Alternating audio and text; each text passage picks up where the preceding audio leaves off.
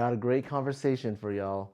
I got Chef Jodee, the chef at Magna Kainan, the Filipino restaurant here in the Rhino neighborhood in Denver, Colorado. She's coming all the way from Detroit, Michigan to show off her skills and bring Filipino food to the mainstream. She's hardworking, creative, and has a kind heart. And we go over so many things about Filipino food, culture, and just challenges of opening up a restaurant as unique as Magna here in Denver. So come join me and check out this awesome conversation. All right, JJ here. I got Chef Jodee from Magna. We're gonna talk about food and Filipino culture and just everything in between. And it's gonna be awesome. And I'm looking forward to this because, you know, some of my favorite food is Filipino food. And we see you every like 3 days. It's good. It's good. Plus, you also have Red Horse, which is yeah, everybody comes for the Red Horse. Oh, I know. I remember when you guys didn't have it for like 2 weeks. I was like, who drank it all? There was a shortage. Well, people were so amazed, and like, can I be like brutally honest, or do I have to filter anything? No. I don't know what your vibe is. No, you could. Yeah, you'd be whatever. Like some of the how there's some people who like. White people who like go to the Philippines for a week and they're like so enamored with the culture. Mm-hmm. We had one of those, patrons come in. They're like, "Can I buy a 6-pack from you?" And I'm like, "I'm sorry, but we can't sell it retail because of our liquor license and stuff." And he's just like, "Can I like pop the top and then take it?" I said, "You can't do that even more. That's very illegal. That's really bad." I said, "I'm so sorry, but they like people really love that we have kasama or Red Horse that you can't really order it anywhere else, which we have to ship it in. Like we have to import it. Yeah, it's like what some of my friends that get Jamaican beer. Like they have to get like a friend bring it in or something. Yeah. You need to connect, and like when we bring it in, it has to come in like big shipments. Yeah. Like we can't even order like a little bit. But thankfully everybody likes it, so it's like it's not an issue. I thought about that too. Yeah. Like, can I just buy some from you guys and just leave it in my fridge? We've gotten that question so many times, but no. No. I will say maybe this is the beer snob of me, but I like it better in a can than the bottle. Mm-hmm. But if I could get it, that's all that matters. Yeah. It's really different for people. I am not a beer drinker, so I don't know what the hype is, but I think it's more of the nostalgia of like you're in the Philippines on the beach eating seafood and a Red Horse, But it's a good one too. It's because it's smooth and it's a strong lager. Mm-hmm. When it says 8%, like IPAs are like 6 to up to 9%, but it kicks you in the mouth, This doesn't. It's just smooth through and through. Mm-hmm. By the time you finish your second one, you got to make sure you're eating something because if you don't, it's great because like Filipino food goes great with beer. So amazing. It's like heavy starch, heavy fat content, so that you're not like drunk. Well, that's where you got to order the adobo fried rice. Mm-hmm. Yeah, that's your favorite combination. That plus with the sisig. So, but it reminds me of all the stuff like I grew up with. Yeah. So that's why I think it's fantastic you guys are here. Mm-hmm. The funny story is I was working on a project in Lone Tree, and then I don't know. I just got this text from a colleague going, "Hey, we got something coming up. Be ready."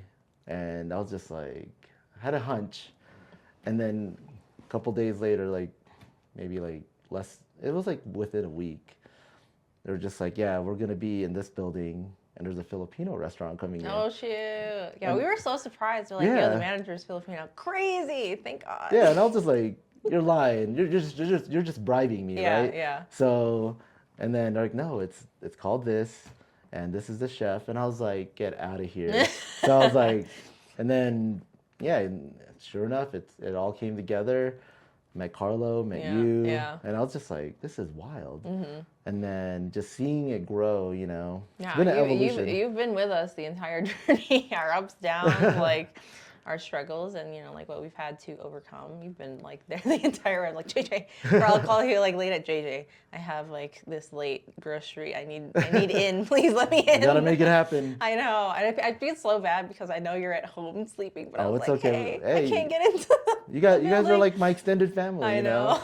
But for me, like originally I'm from San Diego, Yeah. and it's everywhere, right? Yeah. But when before I came to Colorado, I was traveling basically the United States for over 10 years, opening buildings, and there is like no Filipino food anywhere. You'll find Vietnamese food, you'll find Japanese food, The top big three. Chinese, Big yeah. three. Yeah. No Filipino food. There was one place in Nashville in the middle of nowhere. I went in there and they looked at me and they're like, "How did you find us?" And I was like, "Is hilarious. it good?" But they were so cool. But it was literally in the middle of nowhere, Yeah. and there was a small community out there. Yeah. And then, but I'm fascinated that Denver would even open up like something that's like a sit down style, because that's hard to find anywhere. But you Yeah. guys do an amazing job Thank about you. it. It's like, well, obviously the connect. So my background, short story, like a little background story. My background is in country clubs and catering. Wow. And so I was the banquet sous chef for 6 years at my last job in Detroit. So that's Wow. kind of where my background is. But the country clubs are very oversaturated with, a very specific Yes. specific Cuisine. yeah, Yeah. it's a specific cuisine where there's no room for like really creativity, because if you think about it, all the members have been there for years. Like they're Yeah. in their late 50s, 60s, and they've been there for 20 plus years. So they like their food very specific, not changed at all, Yeah. like no room for creativity. No change. So, just kind of being in that environment, I almost quit the industry. I was just like, I'm so tired of Really? this. There's like, because if you're cooking the same thing for 6 years, and, I started when I was 19. I'm 27 now. Like, I started when I was 19, and like just being told the most you could do is teriyaki salmon or miso bok choy, and I was like, that is so boring. Like, what about fish sauce? What about fermented shrimp paste? What about all these things? And I would give samples, but they're like, we like it, but our members are on the older side, and they like unsalted, mushy, all of those things. And I just really I was in a point of my life that I was just like, maybe this isn't for me. And I've been in that situation for so long. I'm like, I don't think there's anything else Oh man. outside for me. But that moment, I met Chef Carlo. That's when I met Chef Carlo. Wait, hold on. So, like, you gotta tell me how you guys met, but that's a tough feeling to be in, right? Yeah. Like you feel like there isn't no light at the end of the tunnel. Because I started when I was so young. It was right out of culinary school. Like my job as a banquet sous was like my first ever job in like the real world outside of schooling, and so that's all I've ever known. So to be in that for 6 years at like a young age, it's like I really didn't see any other option for me, because I was like, I'm so comfortable with this. This is all I know, but I don't want to do this anymore. Did you want to venture out to other places or try different styles? I did, but Detroit's like food scene isn't great. Like they also have the same problem of like places would open up, but they wouldn't last year, and then it would flip, and then it would flip, and then it would flip. And then a lot of the places ended up being like more fusion, so it was like, Did you have people around your circle or mentors that kind of go like, hey, maybe check this out, or kind of guide you to see other things? So the places that I was looking at, they were very, honest with me. My mentors and my chefs were like, it's not a great place. One, they were very protective of me because I was one of the only girls or the only females in the kitchen, and I also started very young. So they really like raised me to be like where I'm at. So they were very protective of me, and like the chefs were just assholes. They were just like, they're like, we don't want to put you in this situation because we think you're very talented, and we don't want somebody to like stomp on you and then just like squish your talent. But it's a tough environment. It really is. But I needed to go through it to be like, because this industry is cutthroat. It's like if you don't have the drive or the passion for it, you're gonna burn out really quick. And you need to find something that gives you that passion. And the places that I was looking at was more of like, like higher price point, because I wanted to venture into a little bit more fine dining because I was very interested in that. Not to say that the country clubs weren't, but it was the same, like quadrant 1, 2, 3, 4. You put the meat here and the vegetables here, and it's the same thing, you know. But I wanted to be like, I want to experience with different Asian flavors, but still in like a more fine dining atmosphere, But the places I was looking at like had that, but it was toxic toxic. So how much can you really learn in a toxic environment when you're like just trying to survive, right? Yeah, you're like, I'm not growing. I'm just keeping my head above water. Yeah. Because like in those places, you'd pick herbs for 3 years, and then you'd be moved to like garmager. And then, but like those years, and I had already spent 6 years doing something similar in a different cuisine. So they were like, we really don't recommend it. So it was in like that kind of time frame where I was like, maybe I should quit. You know, I'm really not feeling it. I'm burning out, and I just, you know, I don't have the drive to do it because, you know, country clubs are like high volume, fast paced, really long hours. At 19, at 19, but that's when I did have the energy to do it. So it was fine, but you know, it was like kind of that key moment in my life where Chef Carlo, 20 years before me, was at the same country club, same position. Wow. He was the first brown person to work at the country club in the kitchen.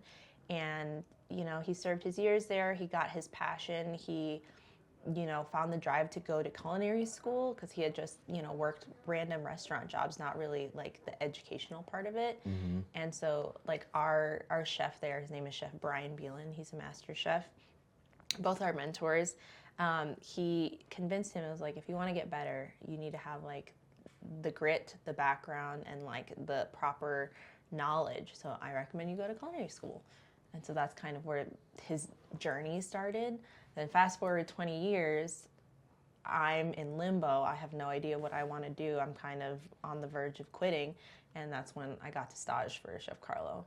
And that's kind of where our relationship blossomed. What was that like? Like, I was so nervous. Did you know of him or? I didn't, not at all. Like, I didn't know about him at all. Like, and at that time he had won like best chef on the West Coast, and he was James Beard nominated, all of these things, and I had no idea. You know, my box was very limited to country club, and I was like, and then so my mentor had explained to me that, you know, like he ventured outside of country club. He worked at many like Michelin star restaurants, hotels, like he has so much experience under his belt to move to Portland to open up Cucina. Yep. And, you know, he's been working very hard at that. And obviously the accolades show how hard he was working. And he thought it would be a good idea to see that, get my drive back, get my passion back. And I can honestly say, like, the 3 days that I spent with Chef Carlo and his team changed my life forever. Wow. Yeah. And that's kind of where it started, because I also didn't know a whole lot about my roots. You know, like, I had been in the States since I was 3. Yeah. I was born in the Philippines, though, but they shipped me over. Hey, same here. They shipped me over when I was 2, and I had been in Michigan and Chicago, like, my entire life, so... Yeah, that's where it started. That's pretty cool, because that's great that he recognizes like your talent. Yeah. And he's like, hey, there's potential here, you know? Because sometimes when you're in that muck, you know, you just don't see it, and it's hard to kind of dig your way out of it. Like the worst critic is yourself. Yeah. And so I was just like, dude, this is like, I'm not happy. Like, it's all muscle memory, but and I'm performing, but I'm not fulfilled, you know? And I think at that point I was 22, 23. That's when I met Chef Carlo, and I was just like, I can't do this anymore. I really think I'm going to quit. And, you know, he sat me down. He, you know, shared his experiences at the country club, and he was going through the same thing. And he said, you just need to step outside, and like all these opportunities will open up for you. And then it's your decision. It'll be up to you which one to go for. Yeah. And was that kind of a scary thought? Yeah, absolutely. Because, like, again, like, I want people to understand, like, being in the industry so young and being, like, in one space for over 5 years, that's all you know. And that's like, I'm comfortable here. Here. I know my finances. I know exactly, you know, like, the protocols. And I'm super OCD in the kitchen because of the country club. Like, I have a timesheet. I have, you know, like, prep lists, all of those things. That's everything I learned at the country club. But to step outside of that, where it's like not guaranteed that the same standards would carry over, and now it's like, okay, well, now I got to set the standard, but people around me are like, who are you? What is this? Like, you know, like, we don't do this here. And then it takes time for them to get used to it, and they're like, "Oh, actually, like it actually works. It's pretty good. It works pretty well." I was like, "Yeah." Well, I think that's where you got to show them like what you do, and it takes time, right? It takes time, yeah. But there was obviously something deep in you calling, like, it's either I do something different or I just quit. Yeah. Well, I mean, like in my opinion, the most prideful people in the world are Filipinos. So, and so I'm the same way, even though I didn't know a whole lot about Filipino cuisine because I've been in the States for so long. So I grew up eating, like crock pot because my mom was a single nurse growing up. So, to the best of her ability, and I have 2 other siblings, crock pot dinners and, like TV dinners, pizza rolls. That's what I grew up eating. So I didn't have a whole lot of that knowledge of Filipino cuisine. But then when I went home to the Philippines and I tasted it, it's like, it's a different experience. It's like, oh, this is where I come from. This is where I come from. Yeah, absolutely. You got revitalized. I got revitalized. And the pride, the being being very proud about where I come from, and knowing that there's not a whole lot in the States. Like there's like obviously in San Diego, California, all of that. So that's where all the Filipino cuisine is at. But Michigan, Denver, Portland, like these places don't have it. Yeah. But there's Filipinos everywhere. Yeah. And you want to share that. Yeah. And so like when I moved here, I was like, oh my God, there's like 12 Filipinos here. What are we gonna do? This is gonna I don't know how this is gonna work out, but you were there when we first opened. Everybody was traveling in from the Springs, from Aurora. They were driving from so far just to try it. And I was like, okay. I was a little doubtful at first, but it's proven to be worth fighting for and like worth like putting in the work to present our cuisine to the world. Because I think that we could definitely compete with the top 3. Oh, I would say so. Yeah. And it's not just the cuisine, right? Yeah. I think a lot of people get stuck on that. Mm-hmm. It's the whole experience. Like you walk in, everyone is friendly. Yeah. And I always say, like, I don't know what it is, but you guys always make everyone feel welcomed. Yeah. And the food obviously adds to that. But then the Red Horse, some of the historical stuff, the art that Nikki has done for you guys, like it all ties together. Yeah. And I think that says a lot, because other places you go in, they just slap the food on their tray. There's no story behind it. Yeah. I love the photos too. Like, there's storytelling here, and if you have food with it, it makes it better. Yeah, we definitely took a long time coming because I know you were here when we first opened, and our restaurant did not look the way it looks now. It was very like bland, But the service was there though. Yeah. But our whole goal in opening the restaurant was to become like what we are now, like a place where, like for you, just like after work, I just want to sit down with a beer and like have good food, have good conversation, and we really wanted Magna to be that place, to just be like, where am I going to go after work? Like I'm really hungry. Where can I go? And we wanted to create an environment where it's like that, and everybody's super friendly. You can talk to the chefs. There's no like, because some chefs are very like, I know. like you can't talk to me, like you can't sit with me, those types of situation. But I can probably say like our team is not like that. Everybody who works at Magna is very friendly and not awkward. Well, it makes you feel like you're at home. Yeah. You sit at the table, like they give you rice and like, hey, do you need anything else and all this, and you're watching TV or just talking. It's not like a garage party, but it's like you're just sitting at like an aunt and uncle's house, Yeah, that's the vibe we wanted to get. Like that's exactly the vibe we wanted to go for. But yeah, so a long time coming. We've definitely gone through a lot of obstacles, and I when we first opened, obviously our first targeted audience was the Filipino community. Because, we wanted the Filipino community to feel like they didn't have to just make everything at home, and they could actually sit down at a restaurant that's serving things that are familiar. Obviously, like our biggest controversy is that Filipino food that we serve does not look like what you grew up eating.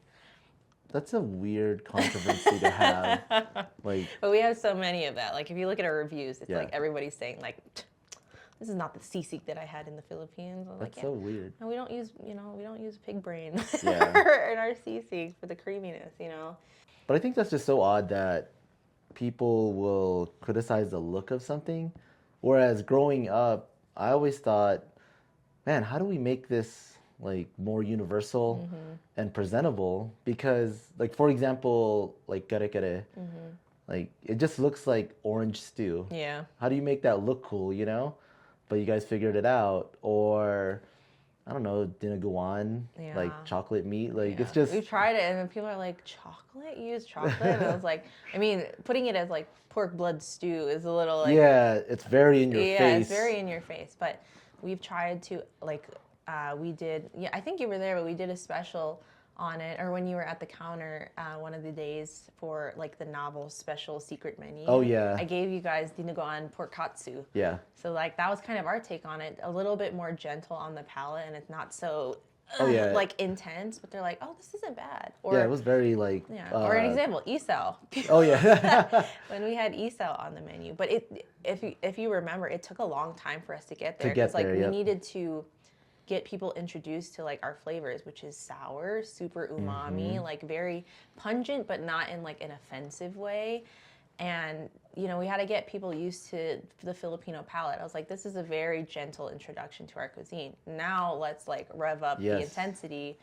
Isaw, dinaguan, you know, kare kare. We had people were still like very like, oh, fermented bagoong. Like, I what's know. like, Well, and also like oxtail. Like Yeah, oxtail is one of the best things out there. yeah, yeah. And they're just like, I have to use my hands. I was Yeah. like, oh. And that's the part I didn't think about, because like Filipino cuisine, like I'm eating with my leg up, with my Yeah. hands, and you know. We're sitting like this. Yeah, sitting like this. But then I tend to forget, like, this is our sit-down restaurant with Yeah. fork and knife, and you know. But there's people who are very into it. So Yeah. like, our menu has taken so many like versions and changes, and I was kind of like saying before that there was a little bit of time where we got really like lost trying to cater to everyone. You know, after moving here, I had to get very acquainted with like the demographic of Denver. Obviously, it's heavy white people. Like the white people demographic is like heavier than, you know, it's like white people, then Hispanics, and then Asian people. I think that's the order. If I'm like not, if I don't know if the I'm order, correct. but I don't know, but like, but you know, I'm amazed that you guys were able to get people that wanted to try it in, because a lot of people aren't as open, and I think that's a credit to Denver. Yeah. A lot of people do like trying different cuisines that's out here. that's like the best thing that I've noticed in Denver, because I was worried that I'd have to explain. I was like, oh, what's bagoong, or what's dinaguan, or you know, like what's mangtumas, like, you know, having to explain those things. But when I do touch tables and I do explain, and you know, like guide them, like this is how I would eat it, or this is how I would enjoy it, they're like, oh, you know, like that's very interesting. I'll give it a go. And that kind of like introduced our Takim menu, like our Takim specials, where it's for people who are very unfamiliar, like leave it to us, like give me the responsibility to kind of guide you through like our top hitters and, you know, like what pairs well on our current menu, and it changes every time we change the menu. Yeah. And what we have available. And, you know, our first Takim menu, I sent Isao out. You were like, we're gonna go. I was like, we're gonna go. And they're like, and when I dropped at the table, I could visually see. Wait, explain to like people what that is. Just... Isao is pork intestine, like the big pork intestine, and it takes like a long process to clean it out because it's like innards. So we have to like boil it in vinegar for over 12 hours, and then we flip them inside out and scrub the. This sounds so gross, but scrub the crud out, and then flip it again, and then simmer it again in like our seasonings. And it's a very long process. So it takes 2 days to do. But what it does is it like tenderizes the intestine, so it's not like tough and chewy, and like you still get like the chewiness of it, but it's also very rich. Oh, like, yeah. It's super rich. It's like very flavorful, and we fry it and then grill it. So it's crispy on the outside, chewy, soft on the inside, but then like the flavor is like it's intense. Like out there, yeah. Yeah, it's intense. But everything pairs well, but like obviously when you see it, you're like, ugh, that doesn't look I don't know. appetizing. Well, for you, I guess. But like, it was very apparent when I dropped it down on the table. They were like, but if you went to like a regular Filipino shop in San Diego, it's just gonna look like what it is on a paper plate, no fanciness, and it'd be like if someone just saw that, it'd be like, what is this? So you know, this is our take on trying to make it more approachable. Like, Yeah. 'cause they were like, if I went out, I would never order this, because this is a little shocking to be our first. But, you know, they were very open to trying things, Yeah. and that's the reason why they chose the Tiki menu. And they enjoyed it, because they ordered 4 more Yeah. 4 more after it. So, you know, like, that's the whole goal, is trying to introduce people to, like, things that are unfamiliar. But I was like, Yeah. give it a chance. And this is our adaptation of it, so it's more palatable, you know, more approachable for you. But, you know, like, once you start getting used to Filipino flavors, then you want to, like, okay, what's next? Like, what's your more intense dish? Like, what is Yeah. it? And, you know, like, that's kind of how our menus have progressed since we opened. Well, that's the fun part about it, you know?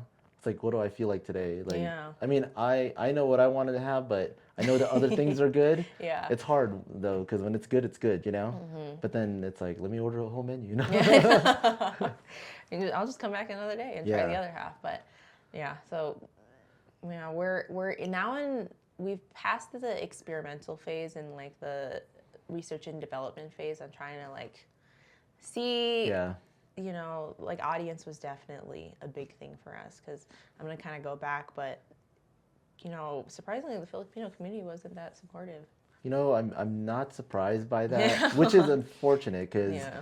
Because we know, like, our Yeah. people, and we're just like, But what's tough is that I think people have to let go of what they think they know, and just be open-minded. Yeah. Like, everyone's home cooking is different. Grandma's lumpia is different. Everyone's recipe is different. yeah. But I just think we should just be excited that, hey, we're getting in the forefront. Let's support these people. Let's see where they're going with this, and see where it goes, you know? Yeah. Because you don't see it very often. But at the same time, I think there's some gatekeeping there, where it has to be this way. And I'm in the mindset of, what if it's here? What does it look like here? Yeah. Because it brings it into all these different realms, and it just opens up the culture to a lot of people. Yeah. I think it ties into, again, like, our people are very prideful. And I think what people fail to realize, that the Philippines isn't all one Right. region. Like, we're broken up to 3 main: Mindanao, Visayas, Ilocos, and, like, even in there, it still spreads out into the different regions. Like, Cebu is very specific to, you know, seafood, because they're, you know, and then Mindanao is heavy on spices, lemongrass. That, like, it's very different. Like, the sinigang in where I'm from, Bacolod, is not sour at all. But when you go to Manila, it's, like, jaw-wrenchingly sour, and that's how I like it. But I think, like, the people that are, like, I've had someone come in and are like, the best chefs come from Palawan, and nobody can tell me otherwise. And your sisig is not from Palawan. It's like, okay, that's cool.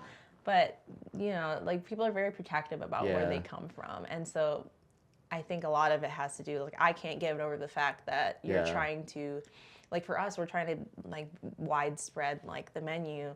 The menu is from different parts. Like, some menu items are focused on the region of Mindanao, and some of it is from my hometown, Bacolod. Like, chicken inasal is our specialty. I love that stuff. Yeah, sinigang, you know, like, there's different regions that we wanted to highlight.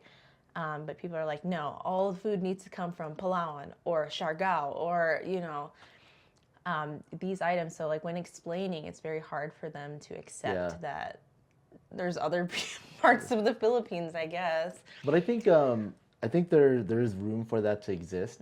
Like, those things can happen, and I get it. You have to protect it.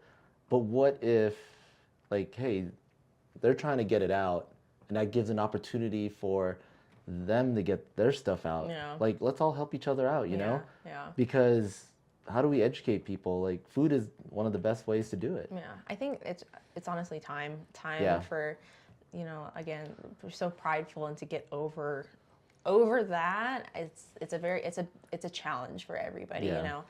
But I think for Magna itself as a team, our biggest goal is to just get Filipino food out into the world. No matter how we do it, or, you know, whoever is against us or whatever. I always highlight the meaning of kapwa. Kapwa is, like, I'll use this as an example, you know, in the Philippines, jeepney, right?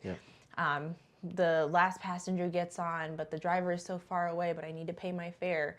I'm going to hand my coin, my money, to somebody next to me, and it'll naturally go up to to the bus driver, like the jeepney driver, and no one's gonna steal your money. No one is gonna like, pray for your downfall.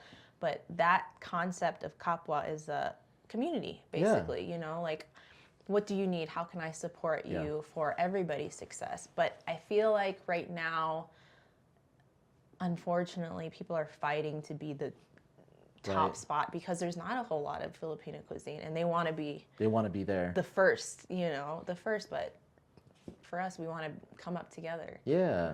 Like the bigger picture is bring everyone up. The bigger picture is presenting our food and our culture to the world, because nobody knows about it. Nobody knows. It's very unfamiliar. I think as long as you guys keep doing the hard work and just continue to be advocates and be very welcoming, eventually it's going to show, right? You can't deny it after a while. Yeah. If people want to we have our ways, like we want to stay true to ourselves, our vision and our goals. So even if we have to go up against like other Filipino concepts or things like that, then that's what we'll have to do. But we'll keep the same energy of being welcoming, and even if you stab me in the back, I won't be mad. You guys got bigger fish to fry. Yeah. Like there's gonna be other opportunities and stuff like that, but you got to keep moving. Yeah.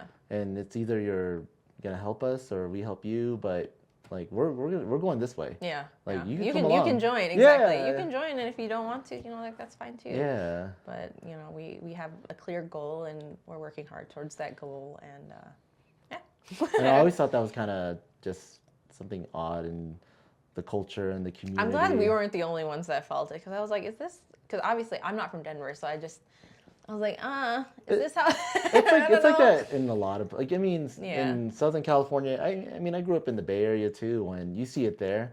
People like to stay in their circles, which is fine, but it's tough. Like, if you really want to advocate for, like, your culture and get other people in it, you got to open up some doors and extend that olive branch. Absolutely. Yeah. Absolutely. And I think food is the easiest way to get people there. Everybody grew up at like one of those house parties where you just with the garage half open. Yeah, the garage exactly. The garage half open, but the like the uncles are outside playing poker or whatever, the moms are playing mahjong, and then the kids have their own like closet or room to like play in. But more often than not, you have no idea who any of these people are. But your mom does, and you're forced to make friends, make connections. But everybody's in the same room, the same house, eating the same food. So whether you like it or not, you're gonna get to know these people. And somebody's gonna hand you a plate, absolutely, and that's how you make those connections. Yeah. Sometimes it's like lifelong friends. Like that's how I met like my childhood friends at a work party. But we would always hang out. We would see each other at the parties. I watched them grow up. They watched me grow up. But it's like those moments that you can't divide. You can't divide and separate. It's just you take them as they come, and you roll with the dice. You roll the dice. I think there's a level of maturity there, right? Because, in the beginning, you're just kind of like, I don't know what I'm doing. But then after a while, you got to decide, Absolutely. Our first opening was just like, it was, it was intense. It was unfamiliar. This is really my first time leading a team start to finish, as I said before, just like using my experiences and kind of my standards and implementing it into somewhere that's like brand new. Brand new. We opened it up. We, we polished the equipment. We unwrapped everything, taking all the little stickers off of our 9 pans and like prep pans. I've never experienced anything like that before. So this was a first time for me, and just working with a team that's also unfamiliar to the cuisine and, teaching them what I know. Getting them accustomed to the flavors and the expectations. So it was definitely a challenge. And then again, like finding our community and getting them to understand our vision. And it took a while. We were hit with pretty bad reviews when we first opened, but I think as time moved on, they're like, what, it's actually pretty good. Pretty good. Because it was never like a flavor issue. It was the look of our dishes. They were like, oh no, it tastes like what you're telling me that I remember, but it does not look like how it's supposed to look. I was like, like our line, I'll use that. we don't use taro leaves. It's very hard to get. Yeah. It's very hard. It's very expensive to get. So we use what's local to us, kale, and we get it direct from like a farmer that works with the company. So, And that's cool because you get to use local resources, which is you're adapting to the area. Yeah, yeah. And I always wondered that, like, especially like, we're in Colorado where, we don't get certain things. We're in a bowl. Yeah, you know, it's a little tough. Yeah.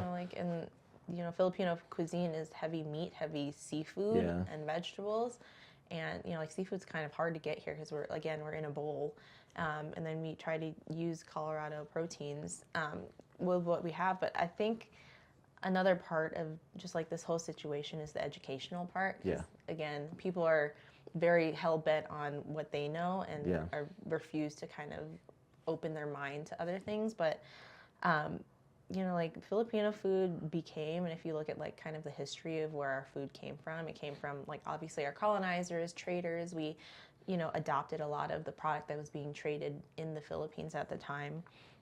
And sisig, like we'll use sisig as an example, came to be because of the war times. Like what was available, what part of the pig did people not want to use? Like the ear, the face, the snout. Like people don't want to eat that. So how can we adapt it and make it edible for us to? And then that's where sisig came from. It's so good. Used the leftovers, made it edible, and now it's like a favorite. It's a favorite traditional dish that is special to a lot of people. But it's just using the resources around us at the time, and at the time when a lot of food came to be was during wartime. So what did we do to survive? That kind of mentality. We wanted to present that in our menu, and like I think it's hard for people to understand. Like we have to use what's available to us and adapt it in a way that you still know these flavors, but it's obviously not exactly the same. But the concept is the same. But you're right though about the educational part, because if you think Filipinos, like they work hard and they're all nurses, right? Or something like that. Yes. But when you ask people about Filipino food, they're like, no, I never really tried it. They're like, is it like Chinese food? Is it like Asian food? Yeah. Not really. Yeah. Yeah, you're right. It's more of the umami, the sweet and sour.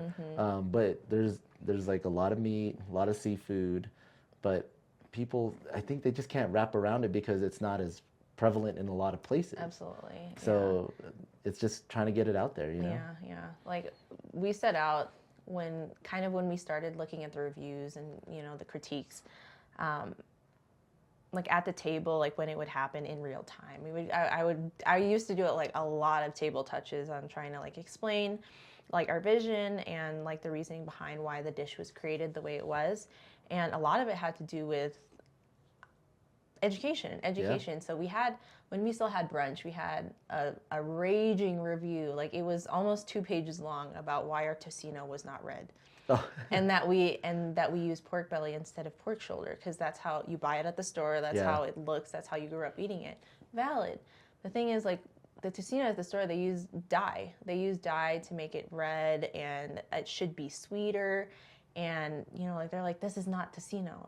And for me, I had to do my research and like, okay, like why is it such a big deal to everybody? Obviously, it had to do a lot with like memory, the nostalgia of like, it's this, intense red, sticky, sweet flavor. And we had nuances of that, but in a way that we wanted to elevate it, right? The thing, and then when I did my history, I was like, do you know where tocino came from? Chinese char siu, Chinese char siu.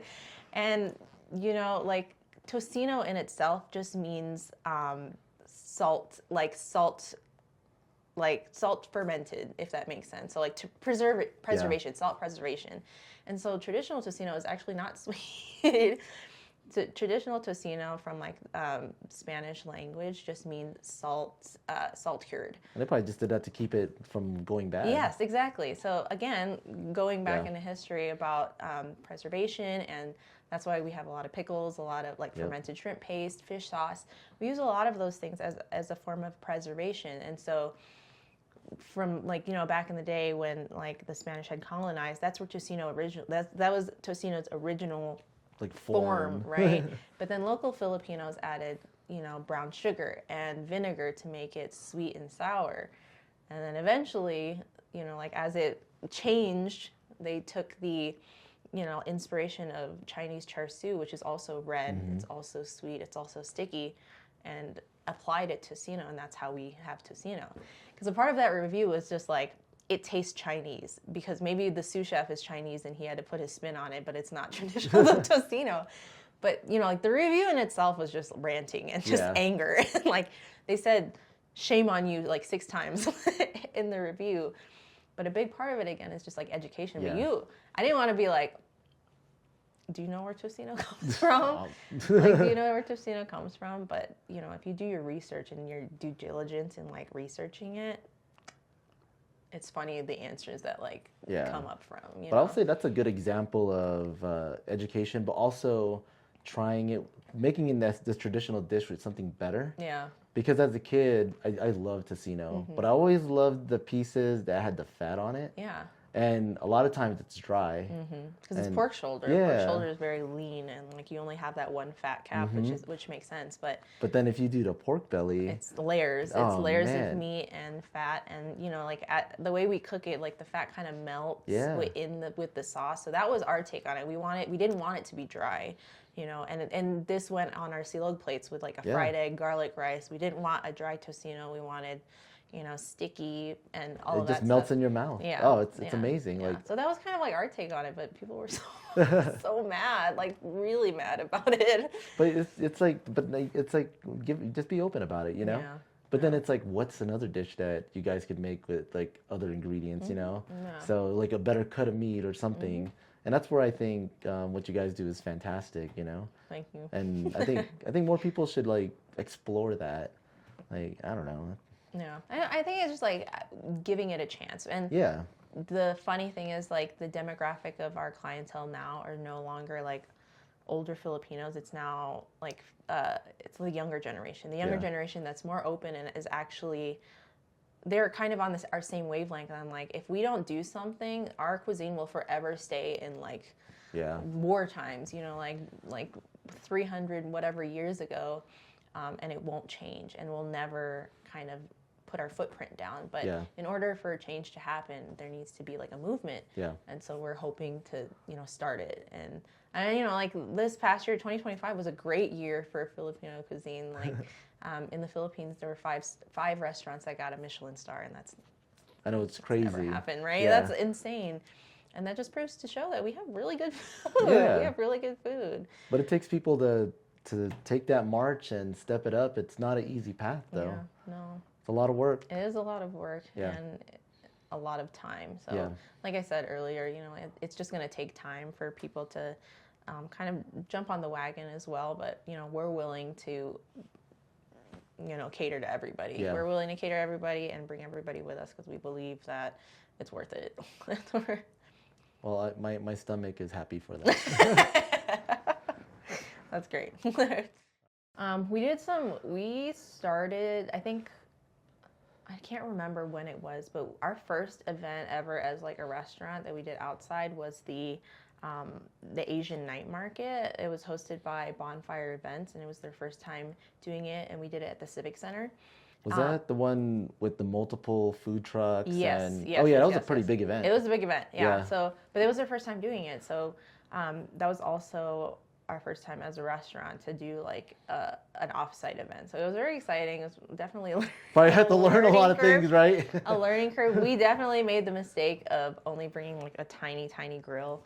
Because I was like, like our first time, we're going to keep our pars, moderate, but we were the busiest there because I think we also priced a little bit more reasonable than the other vendors. So we had the best deal and the longest line the entire time, and we almost sold out 2 hours after the event started, and it was an 8-hour event. Oh wow! So yeah, it was a learning curve for sure. I had like extra pans and extra charcoal, so I literally made a makeshift grill like in the pit.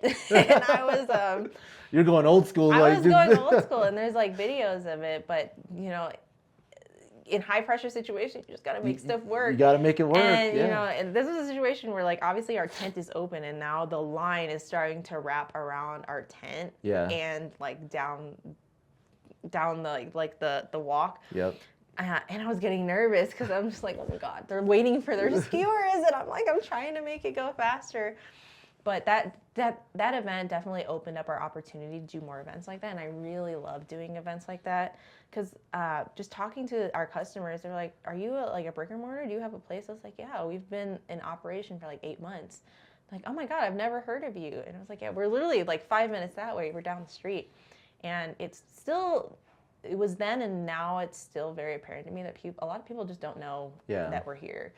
Located on 40th and Walnut, underneath the novel apartment building. Next to Sunnyside Floral. Yeah. And then ODBs were just right on the corner right there.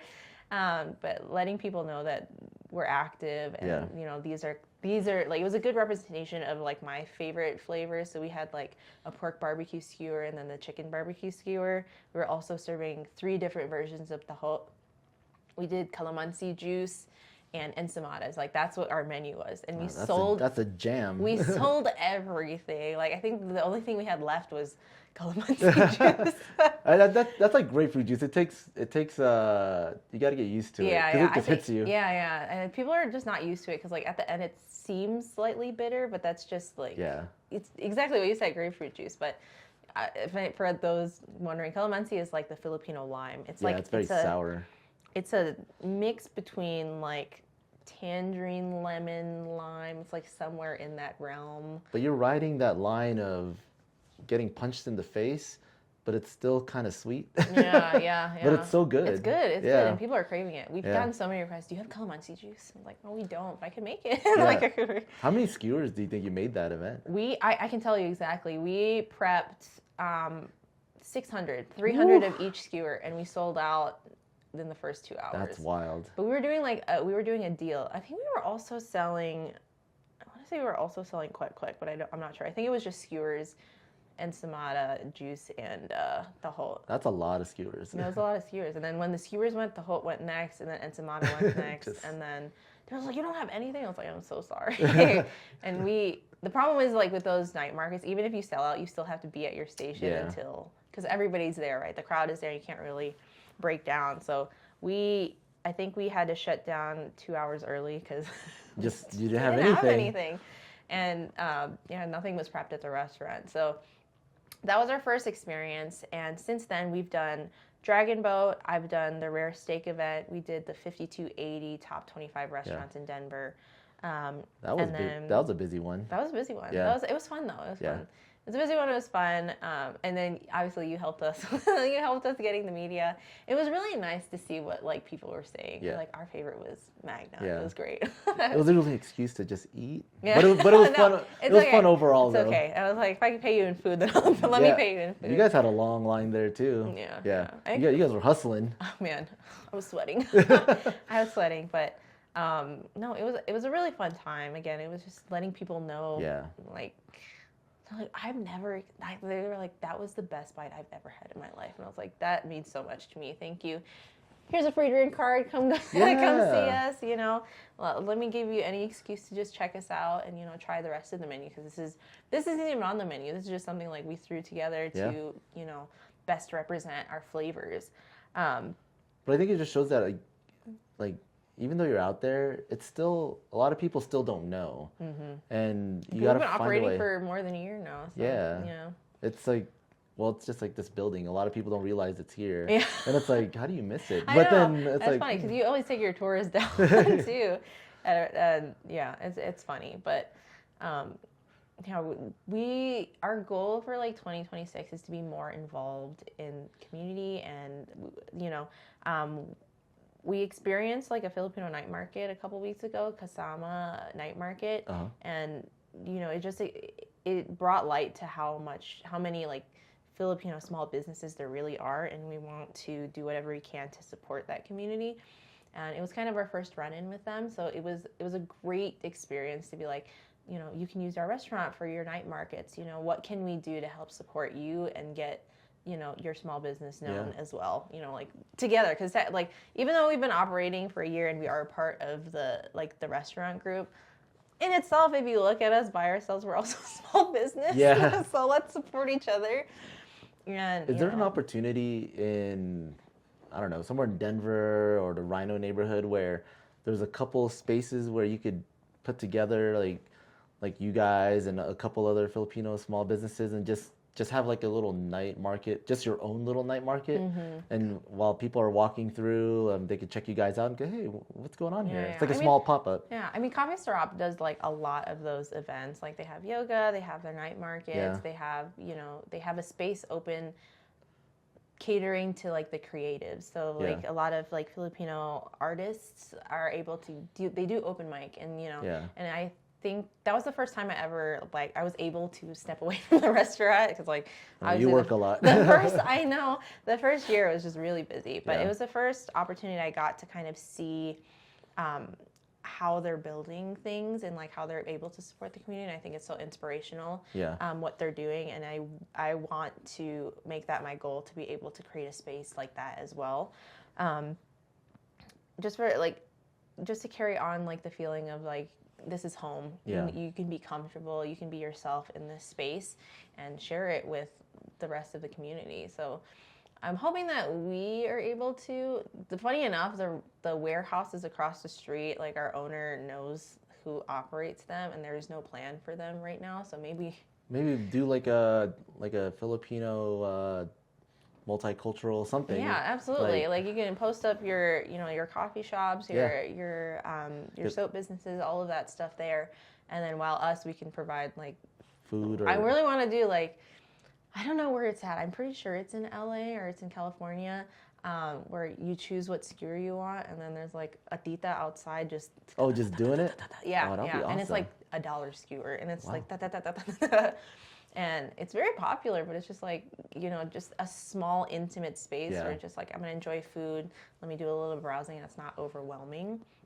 That's definitely one of our goals in 2026 is to just provide that space for people to be creative and themselves, unapologetically themselves. Well, I think that's the beauty about the Filipino cuisine, right? Because there's an extension to it, and it's the cultural stuff where you feel like you're at home or with family. Like you guys did that event recently with the paroles. Yes. Like I don't know, it reminds me of just sitting at home eating food and making stuff, you know? Yeah. I mean, like, when I suggested the paroles, and I suggested it, like, a while, like, maybe, like, 4 months before the actual event, like, hey, here's an idea. What do you think? And my part in a lot of, like, our manager meetings is bringing the cultural background. As like, this is the reason why it's so significant, right? Yeah. It signifies, like, hope and prayers for the new year, and it brings like Jesus into your home to bless your home, and like it's basically good luck for the next year. You know, like that's kind of the what it symbolizes. And growing up, I made one before, but traditional paroles is just made with bamboo sticks and rice paper. Yeah. And obviously we wanted to take our we wanted step it up. Step it up, exactly, just like everything. Just everything, just like everything. And how can we add more creativity to it to make it really your own? And nobody's star looked like anybody else's. It was completely uniquely theirs. And when we suggested the parole event, I thought it was going to be more kids, but funny enough, majority, almost 90% of our participants were adults in like their late to mid 30s, 40s, and it was just so funny to watch them because they're like, I haven't made this since I was like 5. And in a different time of my life, and this meant a whole lot to me, like when I was a kid, and I haven't seen it since, and it was just nice to bring the culture back, bring it back. And these adults had spent real time like curating these pearls, and they look great, and it was very special to them and to us as well. So we just want to create moments like that where you're able to kind of think back on where you came from, and like what it symbolizes for your life moving on. Well, it's like the cuisine bridges those gaps, and a lot of people don't think about it, but when you see it, you're just like, oh, I get it. Yeah. And I don't know, maybe with other future events, you guys could be like beacons of things like that, Yeah. So I don't know, that's pretty cool. We're very excited, yeah. So I know it's been a wild 2025, opening and getting things going. What are you looking forward to in 2026?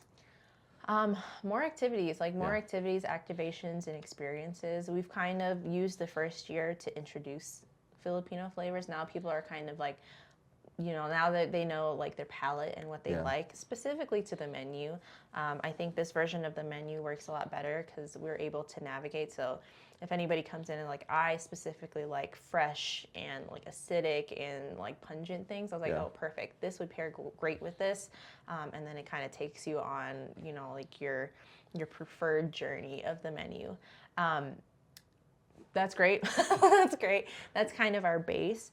But we want to introduce like activities like mini kamayans, mini kamayans to really introduce that you're going to eat with your hands. Like this experience itself is you're going to eat with your hands. You're going to get to know people and you're going to really experience the culture, I'll use this as an example. When you land in Hawaii, they give you a lei, right?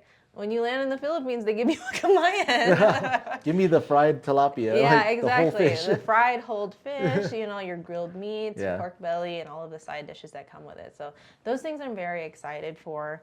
But we also, as a restaurant and as a group and a team, we're also very conscious about obviously the state of the economy and what we can do to help the people. So I don't know if you want to use this in your thing, but this is just me telling you that there are ideas being thrown on the table, like home meal replacement. Like if you don't want to go out and pay the service charge and have that whole experience, then, here's a meal kit that I will personally film and show you how to cook. And our idea is like a box, ingredients, sauces, and then there's a QR code, and then you scan the QR code, and then it's me. Oh, that's awesome. And then this is how you can cook Filipino food at home with the flavors and, get to know that if you're, again, we want to be conscious about people's financial state and the state of the economy and how to cater to the people who aren't able to go out. But that's almost also an educational piece about just Filipino cooking too, because you don't just throw a pan on there. Right. You're gonna see how things are put together and what makes it so special, and but those are some of the projects that we're thinking about doing in 2026. Let's talk more about that because I want to help with that. So This idea kind of came from Thanksgiving, right? When we wanted to do everything but the bird, but funny enough, nobody ordered. So that idea came from, okay, how can I make it more approachable, and because obviously our take on Thanksgiving sides and starches are not what people are used to for Thanksgiving. And so, okay, how can I twist it into something that's more approachable? Something that you're more comfortable eating, making. It's and then the answer was if I make it myself and do the process, then I know exactly what's in it and what to expect, right? Not just I have to try it to see if I like it. I'm going to make it start to finish, see how I like it, and if I like it, then I'm going to order the other one. And like I said, we're very big on education, so that's kind of where the idea of the video of me, talking you through it, showing you the motions, almost like a cooking show, but not live. But a cooking show, and it's a little bit more intimate, more personable. You kind of get to know me and my quirkiness and how I cook, if I'm organized, how organized and OCD I am. But I thought it was a great idea, nifty idea, especially if I were in that position, and I clearly we are. Everybody is in the position of how the economy is right now. Do I want to go out and spend money? If not, but I'm a foodie, obviously, so I like to cook at home. Yeah.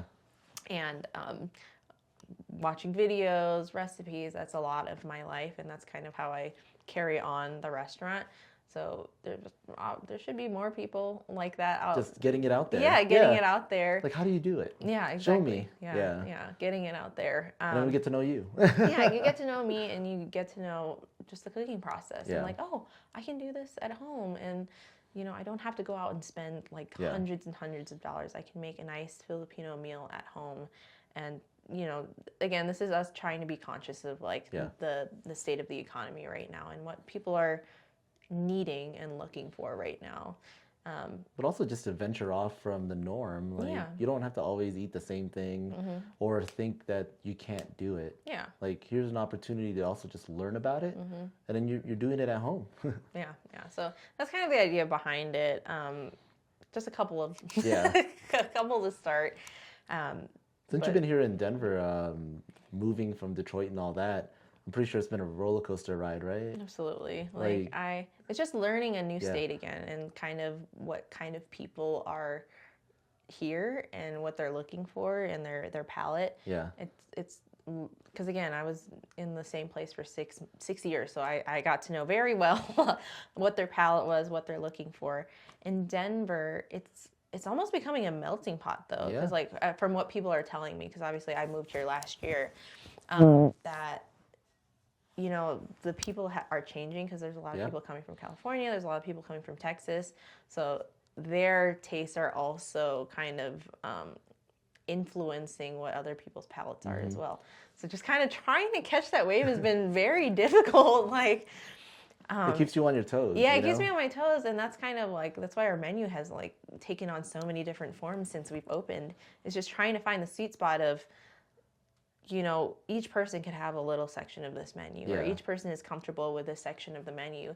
Maneuvering that has been quite a challenge, But it's definitely sharpened your skills, right? Yeah, it made you better at what you do. Yeah, it's definitely on the fly. So right now, we have the novel, for what we're offering for novel residents. We have the $16 secret menu, and then our Sunday suppers, where it's totally catered to their preferences, dietary restrictions, 3 courses only available for novel residents. The secret dish is a little bit more intimate, because anybody can come in and be flash their card and hey, I want the novel secret dish. Cool. We go over it. Let's have a conversation. What's your what's your vibe? What do you like? Do you lean more towards seafood? Do you like meats? Do you your flavor profiles? Do you like more intense? Are you more laid back? And that's pretty cool. Yeah. And that's how the secret dish comes to be.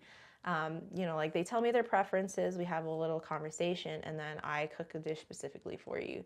And it's in the moment. I don't plan for it at all. It's just okay, what can I do to cater to you, And I'm happy enough that I haven't heard anything negative. I always ask them, how was it? But how was it? It gives you a chance to really show off the cuisine to these people, and also just gets you to just try your creative chops. Yeah, absolutely. It helps me, like you said, keeps me on my toes, keeps me sharp, because to be able to, say if I'm getting absolutely wrecked on the line, and and it has happened, and I've had 2 secret dishes come through, and I'm so busy, I'm no. But then I'll step off the line, have the conversation, come back, and it's just in those moments of intensity is when I think the best things come about. You just have to think hard and utilize that mentality of what do I have, and what can I use and make, and this is solely based on experience. What do I know how to do to cater to you, and give you the secret dish that would satisfy your palate. And we've been doing it for a while, so it's been a fun, cool. fun experience, to say the least. And it's just me getting to know the residents and getting to know their palate, and it's been nice. They would come back after the secret dish and then book the Sunday dinner. Nice. And, we've had 2 people who've done it three Sundays in a row. Nice. And then this past Sunday, I've asked how was your experience? So every time I come, and this is the 3rd time, it's always been different. So. Well, it's like you get to enjoy the place, but it's a whole new experience. Would you imagine? I guess your 19-year-old self probably wouldn't imagine all these crazy events. If you met the 19-year-old me, it was night and day. I was so timid, so shy. I was the youngest. I was one of 3 females, but the other 2 females were in pastry, and I was the only one in the hot foods and production. So I was so insecure. I was just these. And a lot of the people I was working with actually came from the same school I came from, but they were in the competition division. They were very high. They were highly respected, and they were hot shots, and I was so intimidated. I was I don't want people to look at me. I don't want to. But then you just literally stand out. You're thrown in the fire. You're thrown in the fire, but it's like how it eventually became, it eventually came to a point where it's just like, if you see my work, can you see that, can you like see my name on it, if that makes sense? Will my work speak for myself? And at that point it was, you know, because I didn't want to, my biggest fear was disappointing like the people who are mentoring me, who are taking the time to teach me the ropes and basically raising me in the culinary industry. I didn't want to disappoint them. Yeah. So I put my head down, you know, I was very silent. There were times where it was so crowded that I would prep in an elevator. It would just go, I would lock the wheels on a cart and I would just do your thing. Go to town, you know, because that's what needed to be done. Yeah. And I was always the person just like, whatever needs to get done, I'll do it. You can put me wherever, I'll work overtime, off the clock, whatever it takes, you know, to get the things done. Yeah. And eventually it got to a point of, well, now, like, we can't serve anything that doesn't have, you know, her touch on it. Or, like, that does not read Jodee, and I don't want to put that out unless it does read my name on it. So, and then I became the big position. Well, you could also see it in your team too. Yeah. Like you could just tell you're just commanding the floor and everyone's got your back, you know. And my favorite comment from one of our like guests was just like, we were in a really, like, it was a really busy day and I was not yelling, but I was definitely like, stop, I need this first, blah, blah, blah, you know, like commanding just to get us out of the hole that we were in. Because if you had looked at one of the other ticket machines, it was on the ground just like piling up. And I'm like, oh my God. And you know, you've seen our kitchen. It's not that big. Not big, yeah. It's not that big. And, you know, I only had 4 guys on the line at the time. And I was working inside and outside and running food at the same time. We had a patron at the chef's counter who was just like, as she was leaving, she's like, I wish I could run my life like you run this line.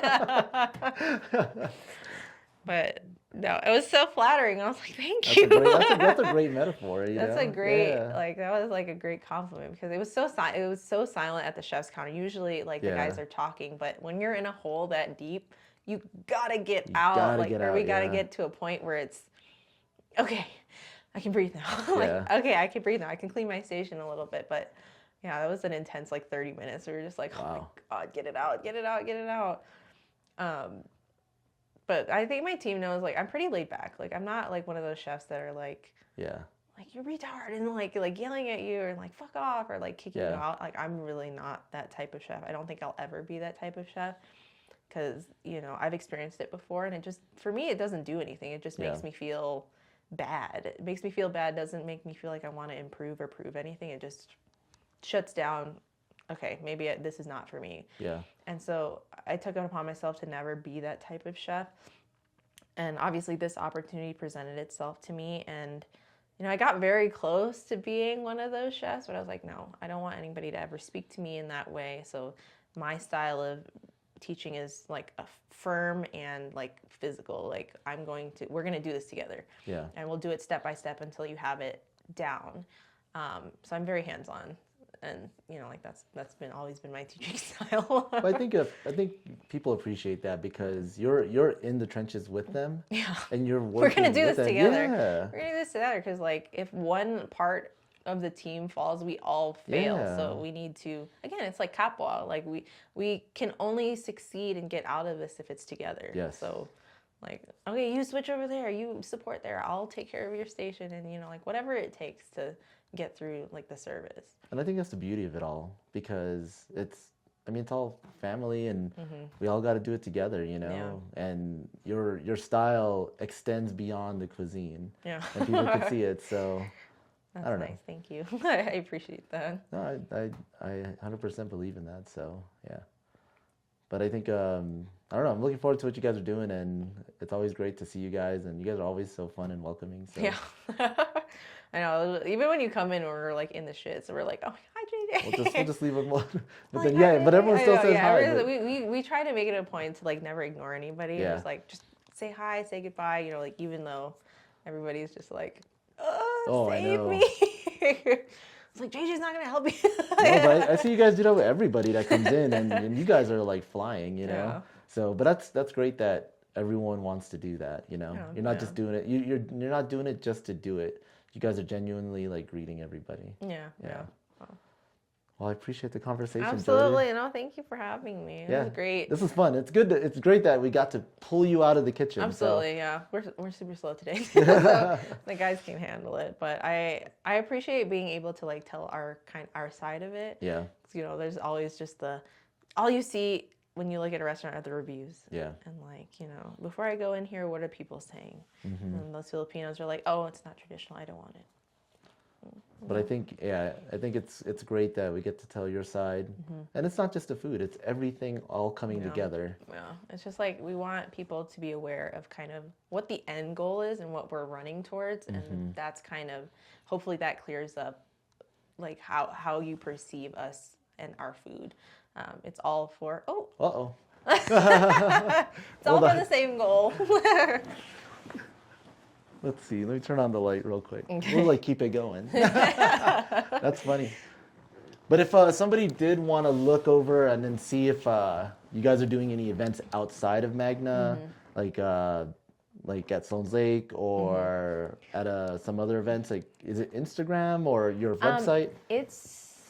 It would be Instagram. It would be Instagram. Right now, all of the events are now like opening their applications. So Asian Food Week is opening soon. They're already accepting applications for Dragon Boat this year as well. So all of those events are now releasing their application forms. So we will be applying to every single one of them. And once like the application process is done, we'll start advertising, and you'll see it on our Instagram. Probably our website. We can put it on our website as well. And then even the events themselves, their Instagram as well. So like Asian Food Week, Mahal Asian Food Week, Dragon Boat. We want to try to do like the Civic Center again, maybe a Havana Street Market event as well. So sweet. We're just trying to like, you know, dip our toes in everything. everything. Yeah, where our community is, and we want to be known. Well, I'm looking forward to it. Yeah. Well, thank you. You're welcome. All right.